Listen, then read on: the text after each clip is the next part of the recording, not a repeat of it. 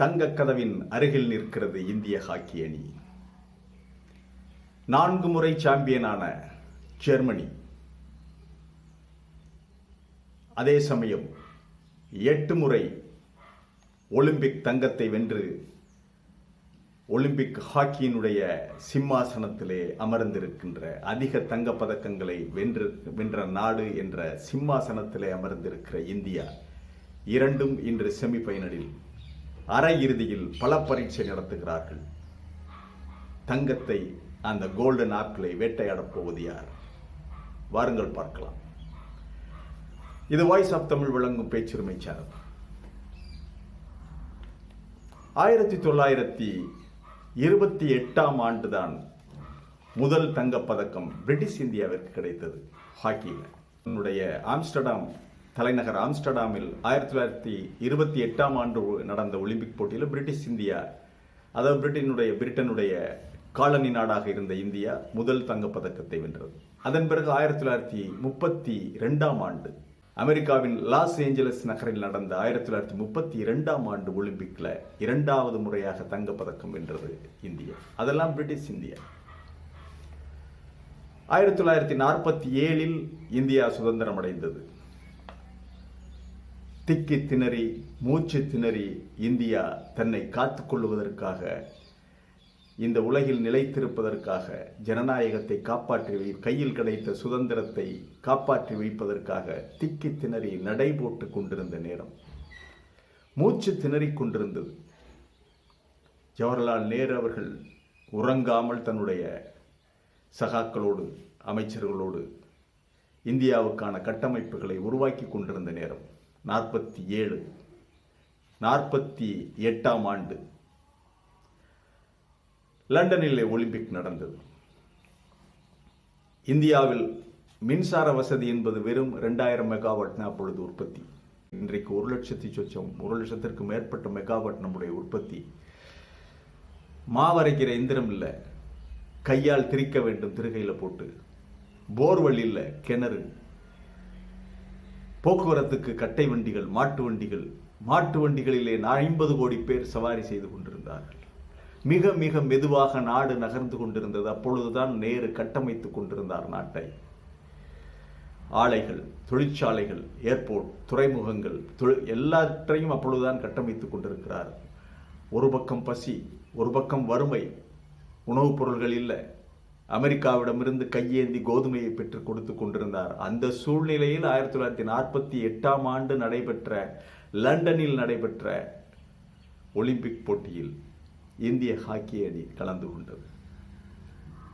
தங்கப் பதக்கத்தை வென்றவுடன் தான் இந்த உலகமே திரும்பி பார்த்தது. என்னடா இது, ஒரு ஏழை நாடு, கோடிக்கணக்கான எழுத்தறிவற்ற மக்கள் நிறைந்த நாடு, இன்னும் கட்டை வண்டிகளில், மாட்டு வண்டிகளில் சவாரி செய்து கொண்டிருக்கின்ற நாடு. இந்த நாட்டிலிருந்து வந்து அவங்க தங்கப்பதக்கத்தை அடிச்சிருக்காங்க.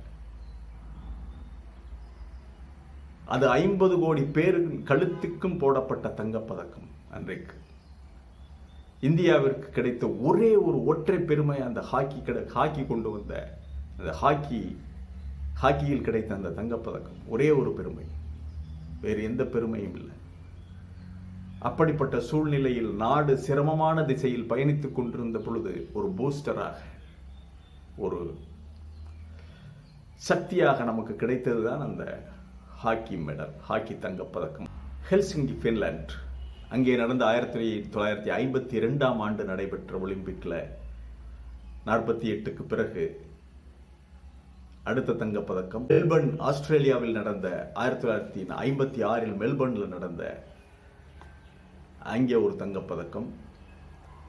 1964 டோக்கியோவில் நடைபெற்ற ஒலிம்பிக் போட்டியில் ஒரு தங்கப்பதக்கம் என கடைசியாக, இறுதியாக 1980ஆம் ஆண்டு மாஸ்கோ ஒலிம்பிக்ஸில் நம்முடைய தமிழக வீரர் பாஸ்கரன் அவர்களை கேப்டனாக கொண்டு புறப்பட்டு சென்ற அணி இறுதிப் போட்டியில் ஸ்பெயினை வீழ்த்தி தங்கப்பதக்கத்தை பெற்று வந்தது. அதன் பிறகு வெள்ளிப்பதக்கமும் வெண்கலப் பதக்கமாக கிடைத்தாலும் நீண்ட நெடிய ஆண்டுகள் டோக்கியோ வரைக்கும் இந்தியாவிற்கு சொல்லிக்கொள்ளும்படி எந்த பதக்கமும் கிடைக்கவில்லை. கடைசியாக 2020ஆம் ஆண்டு டோக்கியோ ஒலிம்பிக்கில் இந்தியா வெண்கலப் பதக்கத்தை வென்றது.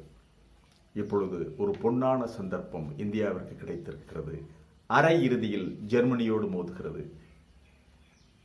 லீக் போட்டிகளில் மிகச் சிறப்பாக ஆடியது இந்திய அணி. தன்னுடைய முதலாவது ஆட்டத்தில் 3-1 என நியூசிலாந்தை வெற்றி கண்ட ஹர்மன்பிரீத் சிங் தலைமையிலான இந்திய அணி, அபிஷேக்கும் ஹர்மன்பிரீத் சிங்கும் கோல் அடித்தார்கள். 3-1 என நியூசிலாந்தை சாய்த்தது. அடுத்ததாக அர்ஜென்டினாவோடு 1-1 என்று இந்தியா டிரா செய்தது. அர்ஜென்டினாவோடு 1-1, அயர்லாண்டை 2-0 என்று தோற்கடித்த இந்தியா அதன் பிறகு ஆஸ்திரேலியாவை தோற்கடித்தது மிகப்பெரிய சாதனை. இது குரூப்ல ஆஸ்திரேலியாவிடம் தோற்று விடுமோ என்ற சூழ்நிலையில் ஆஸ்திரேலியாவை பெல்ஜியத்திடம் மட்டும்தான் இந்தியா 3-2 என்று தோல்வியடைந்தது. அதுவும் 2 கோல் இந்தியா அடித்து 3 கோல் கடைசி நேரத்தில் பெல்ஜியம் ஒரு கோலை அடித்து, பெல்ஜியம் கடந்த 20 ஆண்டுகளாக மிகச் சிறப்பாக நம்பர் 1 அணியாக இருக்கிறது ஹாக்கியில். அப்படிப்பட்ட பெல்ஜியத்தோடு இந்தியா 3-2 என்று தோற்றது ஒரு பெருமைக்குரிய தோல்வி, மரியாதையான தோல்வி. அதே சமயம் ஆஸ்திரேலியாவை தோற்கடித்து மீண்டது இந்தியா. கடைசியாக தன்னுடைய லீக் சுற்று ஆட்டங்களை சிறப்பாக நிறைவு செய்த இந்தியா காலிறுதி போட்டியில் பிரிட்டனை சந்தித்து டை பிரேக்கர்ல 4-2 என்று வெற்றி பெற்று இப்பொழுது ஜெர்மனியோடு பலப்பரீட்சை செய்வதற்கு 6ஆம் தேதி இன்று இந்தியா மோதுகிறது. இந்த கோல்கள் அனைத்துமே ஹர்மன்பிரீத் சிங், இந்திய ஹாக்கி அணியுடைய கேப்டன் ஹர்மன்பிரீத் சிங், அபிஷேக், அதன் பிறகு மன்தீப் சிங் இவங்க 3 பேர் தான் அடிச்சிருக்காங்க. இவங்க தான் ஸ்ட்ரைக்கர்ஸ், முன்னணியில் கோல் அடிக்கக்கூடிய வாய்ப்பை பெற்ற ஸ்ட்ரைக்கர்ஸ் இவங்க தான் அடிச்சிருக்காங்க.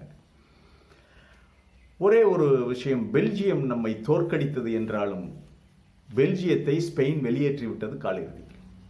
இதுதான் ஒரு இந்தியாவிற்கான ஒரு வாய்ப்பாக ஹாக்கி உலகில் ஹாக்கியை மிக கவனமாக உற்று பார்த்து கொண்டிருக்கிறவர்களுக்கு தெரியும். பெல்ஜியம் தோற்கடிக்கப்பட்டதுதான் பெரிய செய்தி. இந்தியாவிற்கு ஒரு நல்ல வாய்ப்பு.